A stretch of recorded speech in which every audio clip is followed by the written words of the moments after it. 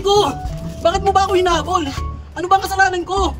Sir, kaya ko pa kayo pinahinto dahil i-demo ko sa inyo itong in-order ng anak nyo na JD10 version 3 2.0. Ito po, meron na po siyang remote control. Pindutin nyo lang po ng 2 beses yung kidlat. Sa magpapower na siya, pwede mo na siyang gamitin.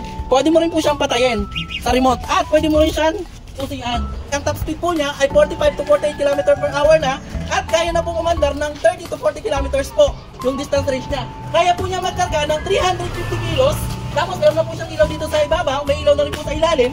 At ang kagandahan nito, may basket dito, pwede ka magkarga dito na hanggang 10 kilo. Meron na po siyang malaking compartment dito sa likod ng back seat. At saka meron din po siyang compartment dito sa likod. May extra gulong na siya, may head rest na. Ito po, naka-steering wheel na po siya. Meron po siyang reverse camera.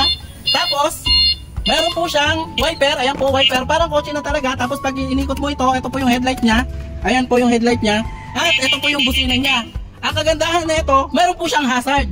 Ayan po, meron po siyang hazard. Ito for only 65,000, ay lalaki na po ng battery nyo at free delivery ka pa. Upgrade na po namin at nilagyan po namin ng solar panel. Ito po, monocrystalline na Bosca brand po at meron ka na pong watt meter at safety device na po. Ang kagandahan po nito, meron po siyang converter na safety po para sa mga battery nyo na hindi po mapuplutin, hindi katulad ng iba.